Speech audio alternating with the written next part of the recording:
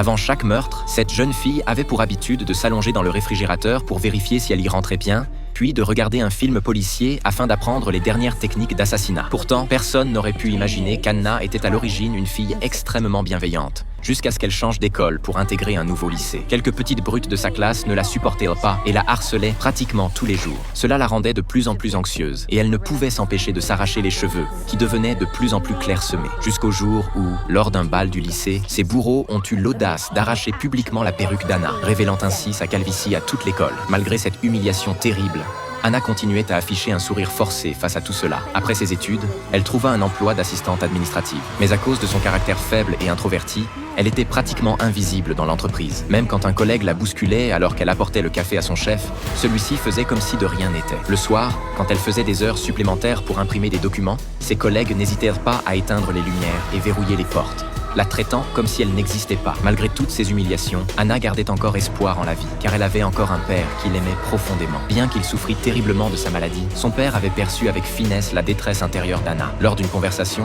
alors qu'il la consolait tendrement, il s'étouffa accidentellement avec un morceau de pain. Anna se précipita hors de la chambre pour chercher un médecin, mais l'infirmière dans le couloir était débordée et ignora complètement les appels à l'aide d'Anna. Quand elle revint dans la chambre, son père avait cessé de respirer. Elle resta plantée là, près du lit, revoyant dans sa tête l'image de son père la consolant de son vivant. C'est à cet instant qu'Anna prit sa décision, se venger. Elle se rendit au supermarché pour acheter des produits nettoyants destinés à faire disparaître les traces de sang. Au moment de payer, elle demanda un sac, mais la caissière était trop occupée à téléphoner avec une amie pour entendre sa demande. Anna dut aller chercher un sac elle-même, tandis que la caissière se plaignait au téléphone. Elle regarde partout comme une voleuse. Mais Anna n'était plus cette fille silencieuse et fragile d'autrefois. Elle s'apprêtait à faire de cette caissière sa première victime.